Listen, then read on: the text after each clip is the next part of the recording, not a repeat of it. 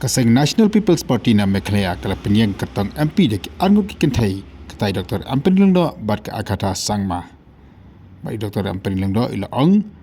aba kaseng kala penyeng deki Kynthei ken suaya ke jing bagi ni chat thombor deki Kynthei ke bedang eja haru ki dikisi ke bamenta. Aba kapan ye ngat ya ke MP da angut ilong ni hakawan bat ketu Meghalaya si ngasngau kala pun lupa baki Kynthei juni pila dai lupa tiba klan ke jing kan tiba klan ke jing le tiba don ke jing la banyele bat ngasngau nginum sya kum ke jela bat pet jingi angut kum kita kilong ni tiba kapati ke peni nang manginyo mangi banyak khana banyak da banyak kren bat ngasngau kajing thombor jong Kynthei kadai kawai ka agenda kabadang yai ja wat ha ka jela ka jongi bro bat ngin pek ngori bani ka kam ban pen ba nginum sya bakan ja kat bala saudang jong ka jela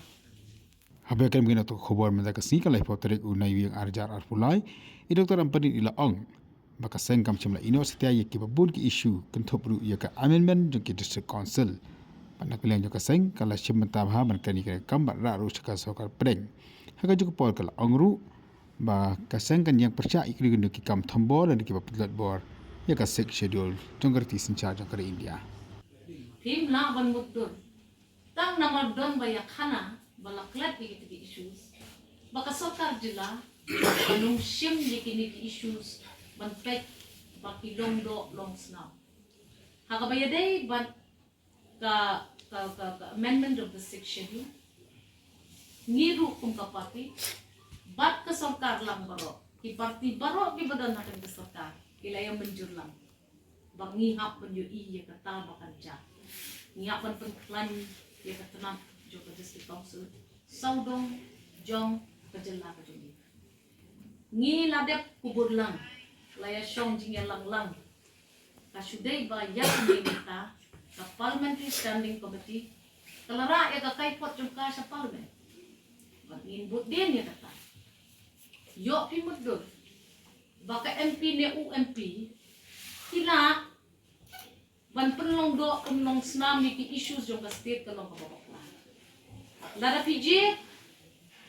yang kum ka candidate MP kasokar jong ni dan ai bor yang banyak kren dia kini ketam tang ha parlimen henry wat haki office sarkar ki bahe nama pindah pe ikini ke agenda ki ja lenti no haki departments ki boke ka six schedule ipa jonga le bapi tamar banyang bang kwai luar ble idon ha parlimen ha kapor bakadon the amendment jong the 8th schedule but ha kata kapor layo pun ai bentalem